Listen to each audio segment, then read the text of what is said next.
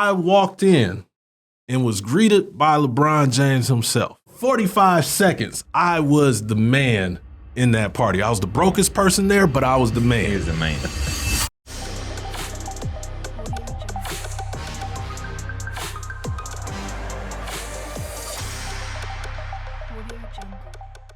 Welcome to the Three in the Paint podcast. I am your host, Jeremiah Salmonson, along with Leo Beas and Mark Haynes.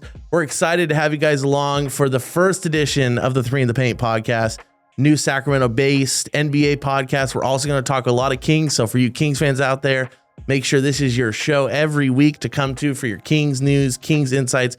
We all cover the Kings every game on a daily basis. So but it's not just the Kings, right? No, it's the entire yeah. NBA. That's where we got Mark Haynes here, who has a lot of NBA connections, very well connected, right?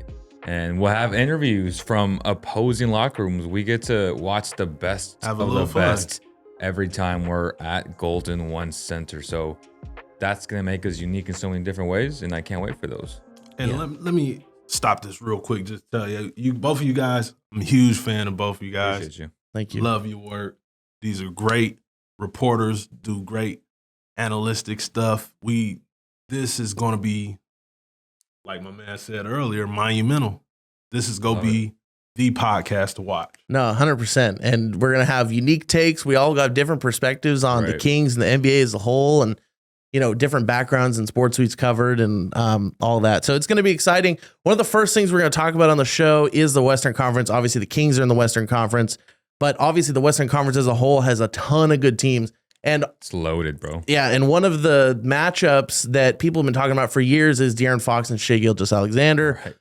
Let's talk about Shai's team. Let's talk about like the way that the Oklahoma City Thunder have come onto the scene. They're obviously one of the best teams in the West now. Are they the premier team in the West? Do you think they're coming out of the West? Like, what? How do you see them as? You know, they're the most dangerous team. They're the most equipped to be good for a very long time. One, because Sam Presti is in charge, and he has had this super long leash of building out this young super team, the real young super team. I know it's funny because we had our guys, or we had Harry Giles, Marvin Bagley, holy cow, Justin Jackson. I don't know if you guys remember Flatty D about saying those crazy things. And today, as a matter of fact, on Twitter, I was like, man, do y'all remember this 2018 tweet when DeAndre Ayton said that Marvin Bagley quote would take over the team? And I was just losing my mind. Like, you know, Aiden has said some crazy things, but that must have been the craziest thing he's ever said. So to see Oklahoma hit on SGA, they got a ton of picks for that Paul George trade, right? And no one really talks about that. Everybody wants to talk about Tyrese Haliburton and Sabonis. But the reality is the Oklahoma City Thunder destroyed the Clippers in that trade, okay? And now they're seeing a lot of the fruits from SGA becoming an MVP candidate and building around him. A lot of these early years with them, they were just garbage, right? They kept tanking until they got guys like Chet, Jalen, and like those types of guys, right? Giddy.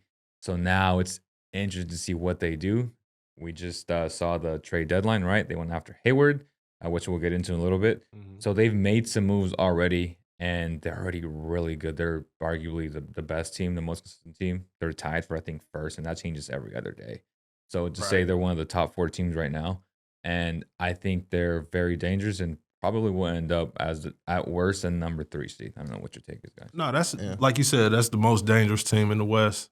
Just like the Kings were kind of last year. Yeah. But this year is definitely the Thunder. And when I look at the Thunder, the one thing I see about them, especially their starting 5 with Chet at the center, versatile. I don't know. After that, you don't know what position does Jalen play? What position does SGA play? They are the example of what every NBA team wants to be in positionless basketball. Right. And that's why I think the Oklahoma City Thunder are so good, even at this young age, and they're going to be good for years to come. 100%. Like, positionless basketball. You think about that roster, that's it. Yeah, I don't disagree with you guys that they're like maybe the most dangerous team in the league, but the West. Okay, well, I mean, who in the East would you say is more dangerous by that definition, right? Celtics. Well, but the Celtics, we know who the Celtics are. The The best Celtics team in the league. Okay, sure, but like from that, if you're gonna say, like you said, the Kings were the most dangerous team in the West last year, and so the way I'm understanding dangerous is like up and coming. You don't really know exactly what they are, but they're young, they're on fire. You So don't want to play them in the first round. You don't want to play them in the first You round. don't want to play them in the second. That's Sure, the team you but- want to avoid. So are we defining dangerous as best team in the West, That's or interesting. That's interesting. because if we're saying best team in the West, I mean you got to give the Clippers some credit there. Oof. We're going to talk about the Clippers later. Are they for real? But Right. you got to give the Clippers some credit there. You got to give a team like the Suns some credit. Kevin Durant, Devin Booker, guys like Hell that. nah. I'm just saying, like, let's get into it. Are we talking best team in the West or most dangerous? Best team in the West is probably still the Nuggets. They're still the defending And I was NBA just going to say that. champions, right. I was just going to say that we can't throw the Nuggets out No. with just out to the So curb. to your point, So- does dangerous mean best? Dangerous No. does not mean best. okay, because then I would Dangerous means agree. I'm not trying to play Exactly. OKC in the If first I'm the- round. If I I'm would the 100% Nuggets, agree. I don't want to play OKC. No. If No. I'm the Kings, Especially the first round. Clippers, I do not want to play OKC. If I can avoid them, like once you get towards the end of the season, you start looking at the rankings. It's like if we lose a couple of games here or whatever, that's fine. Yeah, it was the Kings with the Warriors last year. You avoid. Yeah. Yeah. But check this out. What if they fall to 4 and now number 5 is like, shit, I don't want to face them. Yeah. Mhm. See what I'm saying? Yeah. Like, Yeah, no, that's a good point. I mean, and this is exactly what happened with the Kings last year. The Kings, the nightmare matchup for the Kings was the Warriors. Right. Like we were all talking about it. All of Kings Twitter was talking about it. The whole NBA was talking about it. How the Warriors wanted the Kings, and the Kings didn't want the Warriors. But other than that, the Kings could take on any team. They would have In the loved last NBA. year to face the Clippers. Oh, They would yeah. have loved to face the Lakers. I guarantee you, if the Kings had faced the Lakers, they would have been a second round team, 100%. Yeah. I would have given a shot to the Kings against any other team, even Denver. I know Denver won the chip, but even Denver would Denver. have been in 4-2.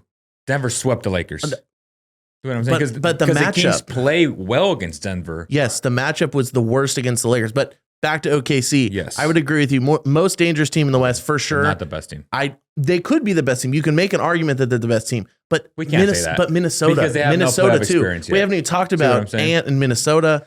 Like I don't love them. I don't know if you want to jump into them you quick. you I'm don't not love a big Ant or you T don't Wolves. love Minnesota. I love Ant. Okay. I don't love the way they're constructed That's fair. for a playoff run. That's fair. I think the way they're constructed is a great way to win regular season games. When it's all said and done, only one center out of those two guys, I think, really has been better than Cat. I know he got the nod for the All-Star game, but in the playoffs, only one will be on the floor when it mostly counts. Yeah.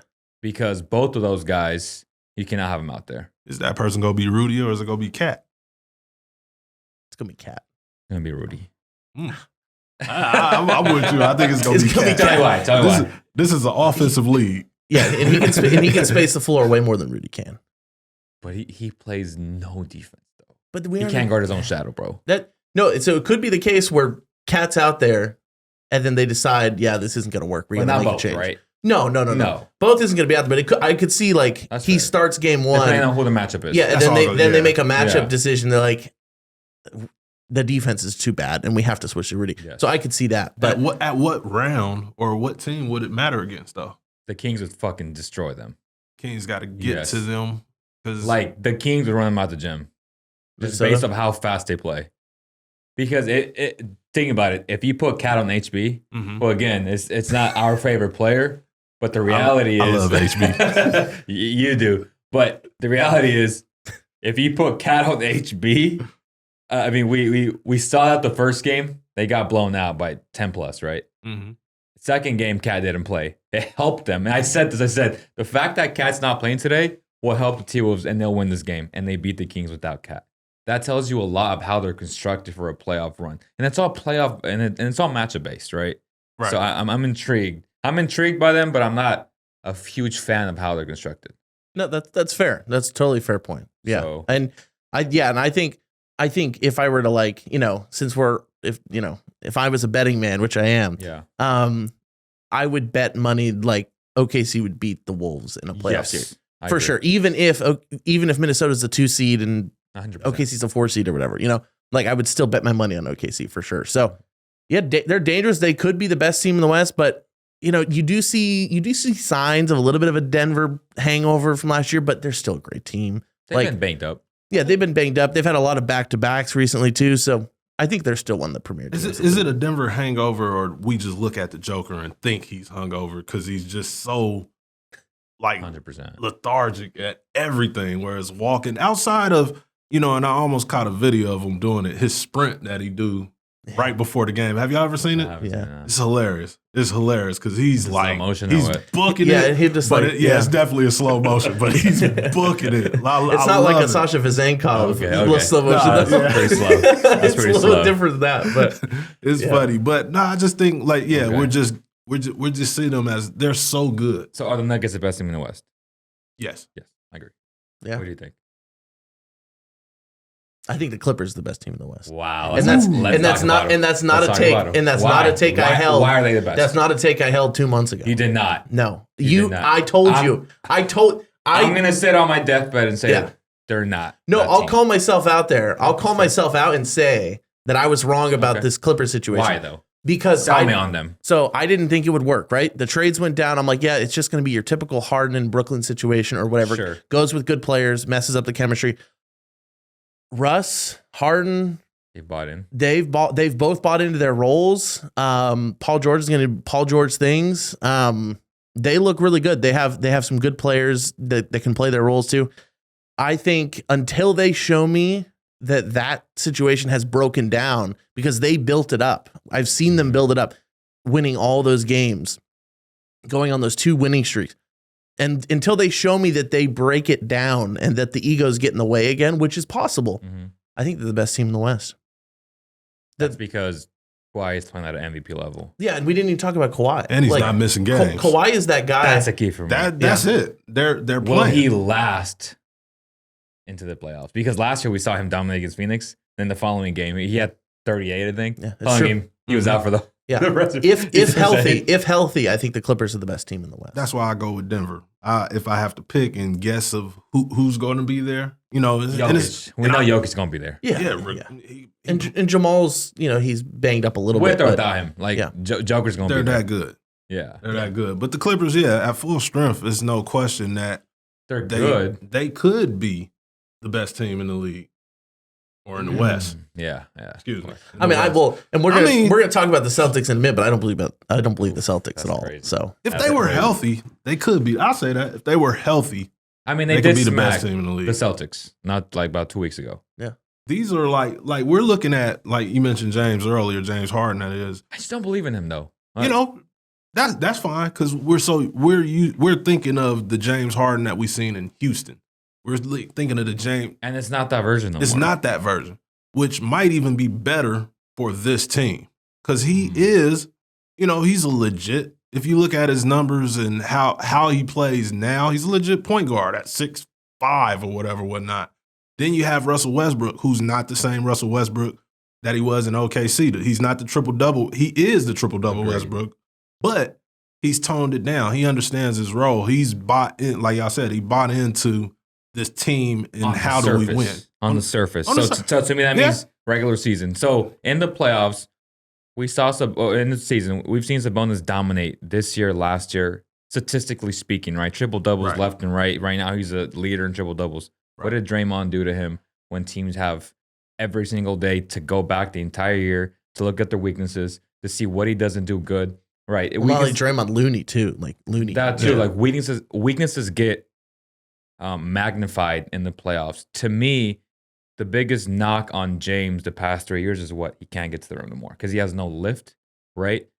That's not being exposed right now because Kawhi's playing out of his damn mind, and like the Clippers are cohesive to his point. They're buying in, but at some point, Russ has so many weaknesses. James does too. So to your point, yes and no. The Houston version was amazing, but maybe that version is a version you want for the playoffs. So I'm still not bought in because in the playoffs, they're going to make him drive and beat you. And that's what you want because if he's being aggressive, what does that do for everybody else? It takes everybody else out of the rhythm, right? That's what I expect him to do. Go ahead, James. Go get yours.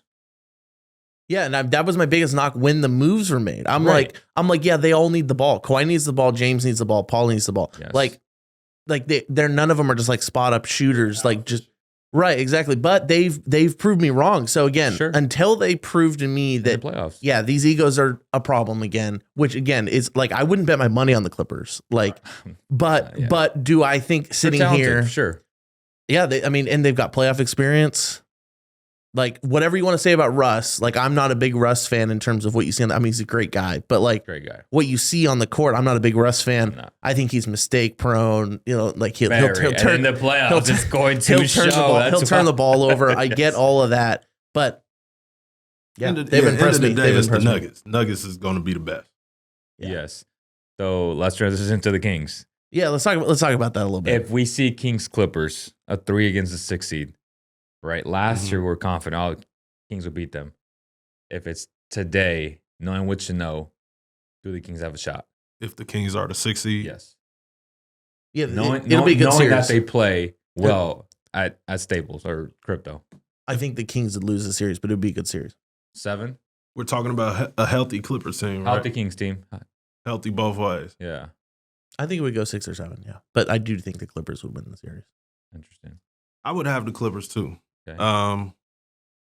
I think like I'm not trying to get caught up in the star power and the big names that the Clippers have, but the Kings have some limitations too. Yep. Like what version are we getting of the Kings? Are we getting the best 3-point shooting team in the league, Kings? If you got that, then yeah, they could run the Clippers out the gym. Yeah. But time and time again this season, they haven't been the team that outshot any opponent, really.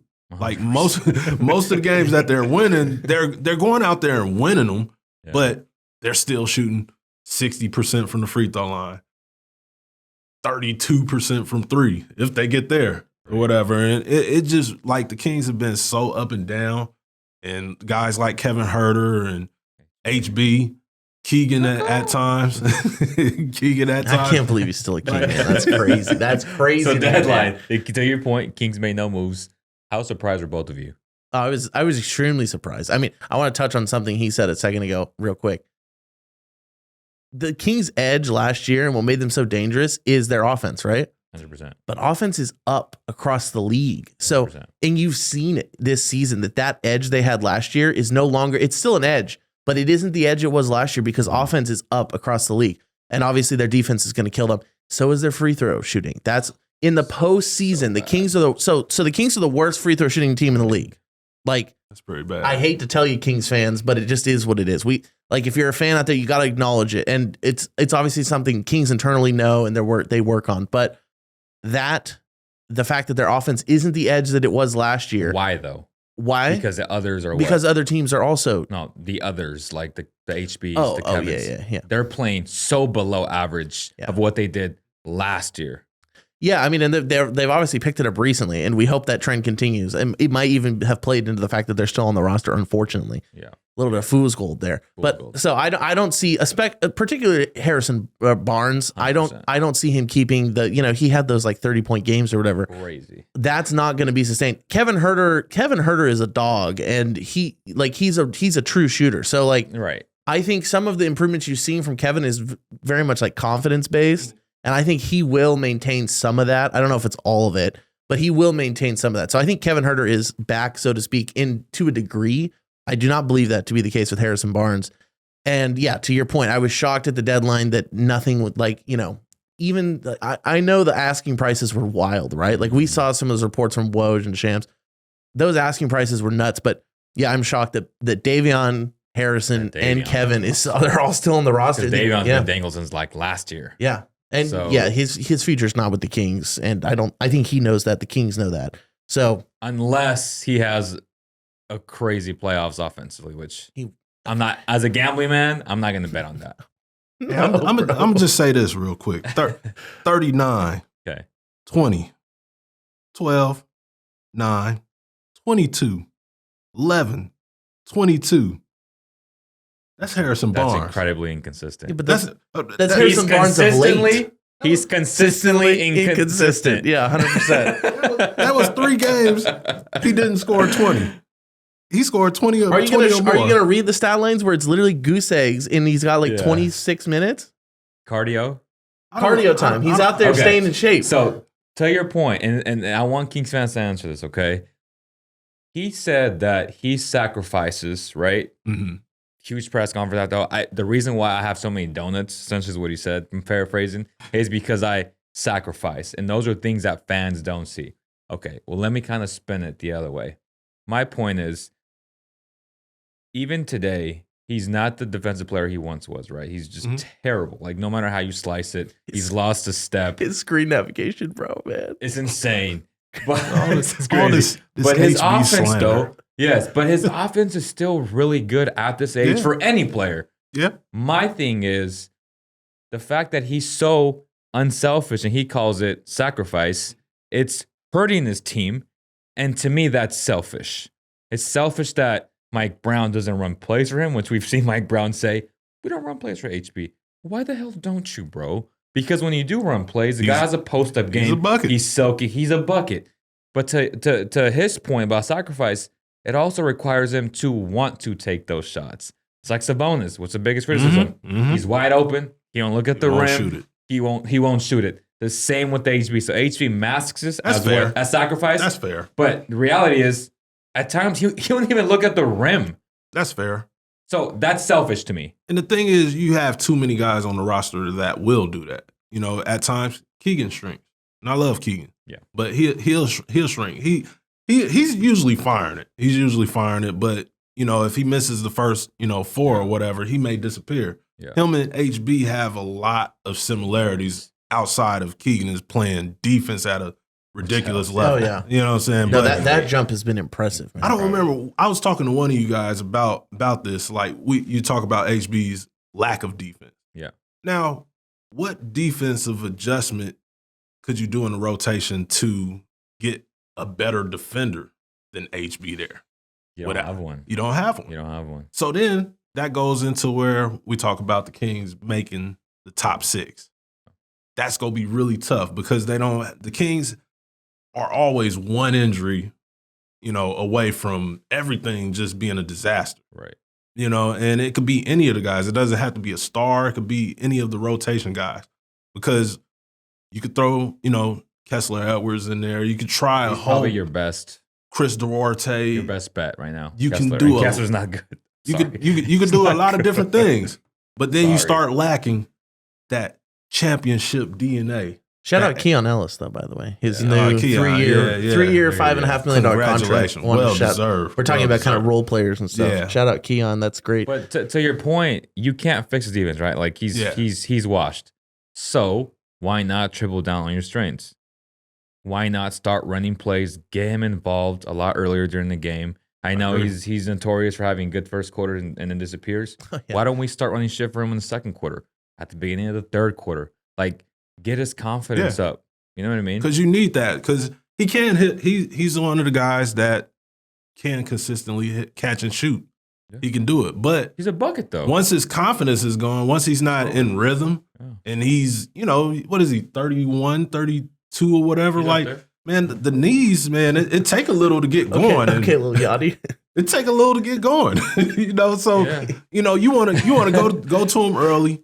Like, I feel like what the Kings usually do, they go to Kevin Huerter first. Facts. Yeah. Like always. Let's go to HB. Put him on the block because he's on the block. And to play off that one thing, and I'll give HB his due here. Thank you. One thing he has always done. Thank you. HB's been in Sacramento, the thick and the thin, right? That's like right. HB's been here. He's been a great community guy. One thing, I would say the one thing HB does still that he has always done in Sacramento is he will drive to the rack. And like that's part of the DNA in the Kings that Euro step is coming. Well, it's clean, but he hasn't used it in 82 games. So but for years in Sacramento, 100%. For years in Sacramento, for this year. Not as much this season, but for years in Sacramento, he was the guy that you'd be like, the fans would be booing in the stands, like, go to the hoop, stop taking a three. And he would drive, he'd get a foul, and he'd make it usually both his free throws. The most deadliest move in the league. Yeah. Yeah. And so, I mean, yeah. So, I mean. Jeremiah loves HB, by the way. He's favorite player. He's nice. Favorite player. I mean, the real ones know I've been calling for his his pack and slip to get shipped But, out of hey, Sacramento for a while. We here, go but- get HB sitting here one day, and I need He's you a to great keep human that. being, by the way. Oh, no, man, I love him. and I've always said that. I've stayed true to that. Amazing. You I've know, always said that, you know, yeah. I stay This true is to all that. basketball. I never slander HB as a guy. No. HB has always been good to me. Yeah. All the times I've talked to him in the locker room, Pro. HB is a professional, and he's been here. So he was that free agent the Kings signed in the dog days. Well, they traded for him, right? Remember when it was mid? Yeah, but then he signed the free agent. Yes, he did. He signed the That extension was deal. embarrassing, by the way, that the Mavericks traded him during the game. Yeah, it's tough. Yeah. But okay, It's so almost like we almost had Robin Lopez. yeah, we had him for about 26 minutes, right? He was reading a book at the Milwaukee Bucks game. he not even getting on a flight. He's like, where? No, I'm not headed over there, man. My guy Robin. I love him, man. So to kind of clean things up, are the Kings a top 6 team in the West this year? Yes. Top 6. Yes. Are they a playoff team? Yeah, for sure. Yes. And I tell you why. I still think, even with all their weaknesses, that if they're at their best, Phoenix is at their best, and then Dallas is at their best, I still think they're better than both of those teams. And now some people might think I'm a homer, but I really do, because of De'Aaron Fox is playing the way he was in the first 30 games of the year. To me, he's what's hard to say because damn Luka's there too, but he's right there up with Luka when he was playing at the MVP level. Oh, definitely. And the Kings are definitely better than the Pelicans. I understand. I'm going to get crucified here on Twitter or whatever. Yeah. Oh, the Kings can't beat the Pelicans, but as a team, not necessarily head to head, but as just like in the standings, the Kings are definitely better than the Pelicans. So I have to be one of those guys that disagree with you on that. well, at the end of the year, we can revisit that, Yeah, and the Kings we'll will. really worry about them, though. The Kings will be. I guarantee you. Because the Pelicans are a playing team. I'll bet you another case of Yeah, hold on. You said energy playing. drinks. No, they are. They are. No, they are. Playing. They are. I think when it's all said and done, every day right now, everybody's going from 8 to 5 to Quick. quick. But when it's all said and done, to me, the Pelicans are not in the top 6. No, they're not. They're not. So, If healthy. yeah, They did just lose Dyson Daniels. which but is huge. That's big. It is. But they That's do. the guy that stops Fox or contains him. Mm-hmm. No, Herb Jones. That's amazing. Long as they- But they switch. Yeah, It's your long as turn, they my got- turn. Okay, so here's the real question then. Are the Pelicans better than Dallas. Phoenix and Dallas? No. Are they? No, wait. Are they?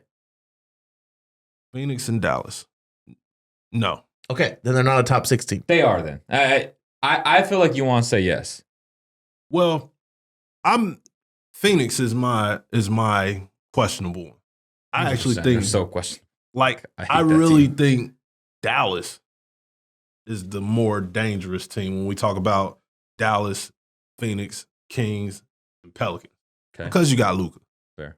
Luka That's fair. is a game changer. Yeah. And it's like it's hard to bet. It's hard to beat that guy. Well, like, and obviously. Kyrie too. Let's not sleep on Kyrie and his 100%. ability. Yeah. So- Exactly. So you go down that roster, and then what they just They made some moves. Yeah. So this is a So different. they got rid of my boy Rashawn. They Mhm. they picked up Gaffer.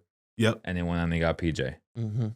Those are 2 huge rotational pieces that they were missing. They now have, right? PJ could stretch the floor. 100%. That's who the Kings were linked to forever, and they just couldn't pull the trigger. Like linked to everyone. Linked to everybody. We're linked to everyone. Do we ever get them? No. That's a different story. All right. Well, we're running a little bit short on timer, so we got to kind of wrap it up. We're going to do a segment called Facts or Cap with your boy Mark Haynes. Facts or cap. And you've got a couple of questions on deck, and we're going to a little rapid fire Facts or Cap. Yeah, real quick, man. So yeah, and then I was actually, it's cool we talk about it on the pod or whatever. I was thinking maybe we could open this up to the audience. Yep. Yeah. They could send us in questions and we could dissect it and, tell them. But Once we go live, which eventually we will. it will happen. Yes. Yes. Yes. Virtually, at least. But Yeah, for the yeah. first segment, I started off and we're gonna talk about LeBron James here. All right.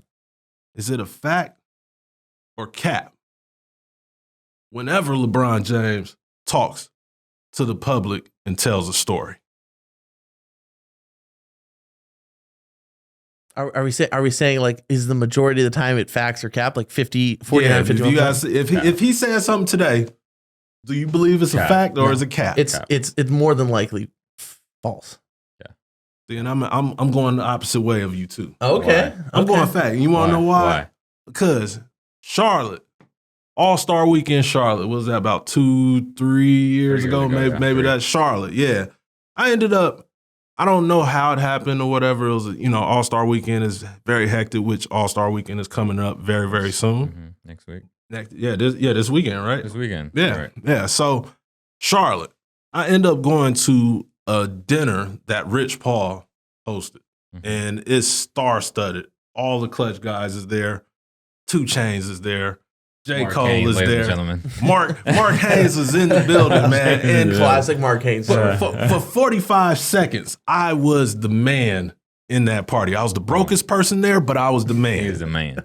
I walked in and was greeted by LeBron James himself. Wow. I was with my brother Chris. It was back when I was doing the Posted Up with Chris Haynes podcast.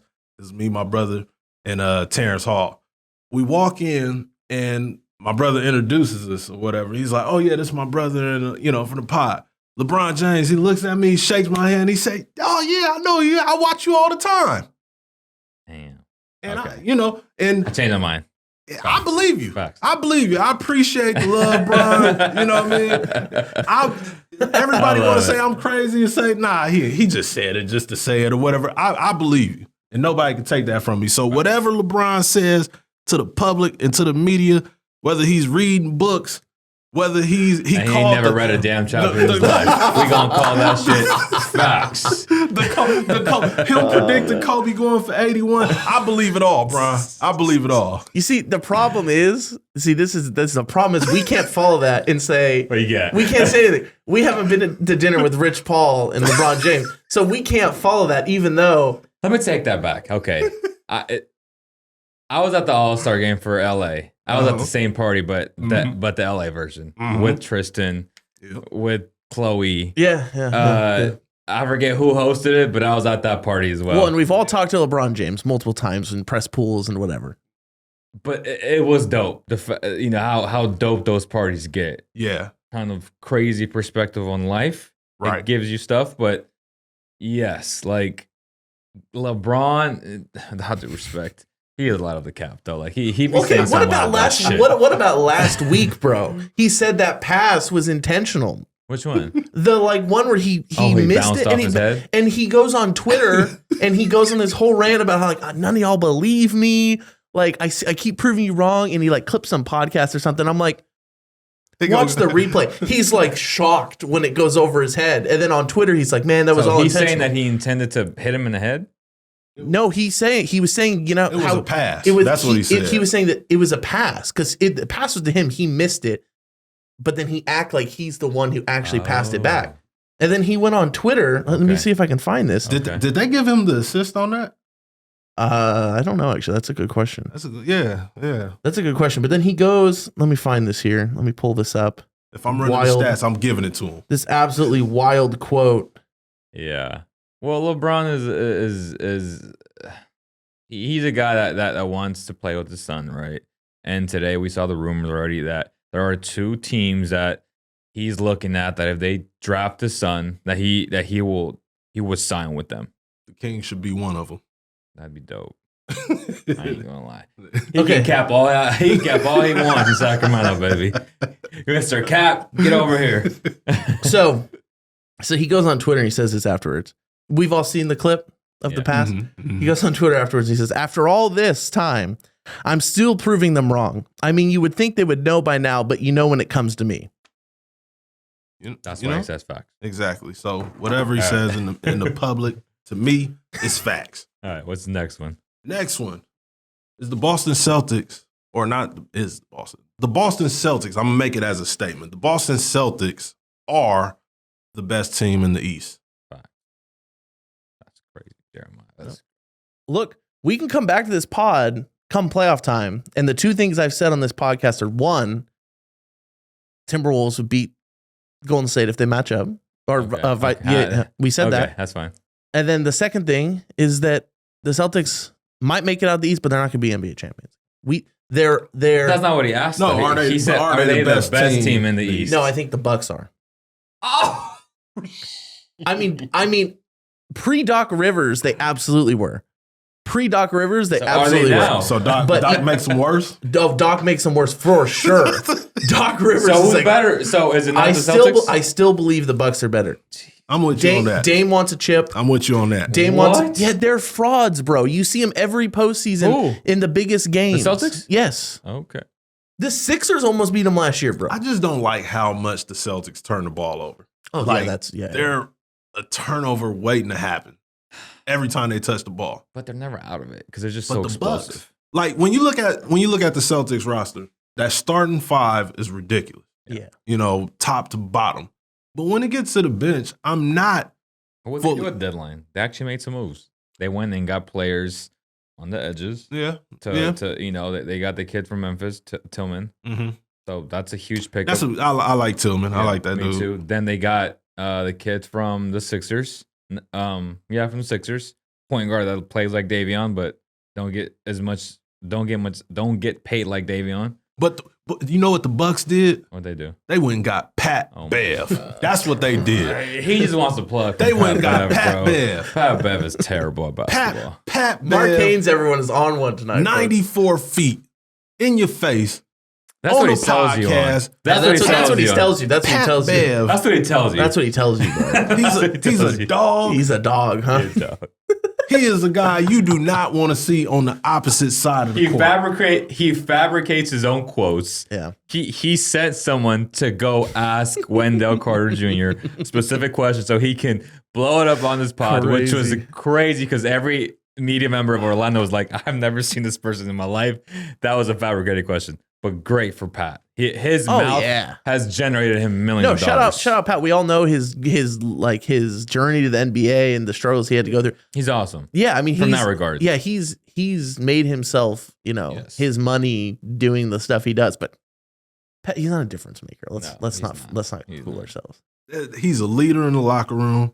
But you got them as the best team, so I don't know what the That's where we go. I feel like we switch sides. No, because I don't believe. Look, in Pat Beverly, you don't believe in Pat?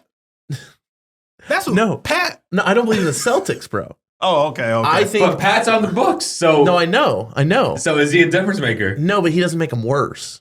He's not the reason they're going to advance to the finals. That's crazy. But he's not he's not like Doc Rivers. Doc Rivers might be the reason that the Bucks don't beat the Celtics.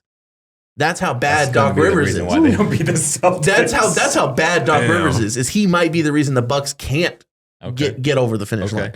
But Pat Bev is not going to. But Pat Bev is not going to be the reason that they do if they do. So I mean, I get it. It's a little bit of a hot take. Celtics are what 42-12 or something. So I understand. I don't disagree that they're a good team.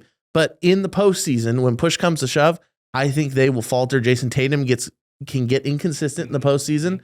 I think that when push comes to shove, they will not make it out of the East. And to your point, the Bucks did beat the Nuggets today, 112-95. They did. Like we didn't mention the Greek freak. Yeah. Well, he's a given. He given. He's a given. Dame Lillard, Dame time. He lost me my parlay though, so we're not gonna talk about that. That's what we care about. And those are the only two I had today. Okay. But I did have one more if we got time. We got a little bit of time. We got a little time or whatever. Just shout out, by the way, just quick plug for the Sacramento Creative Studios.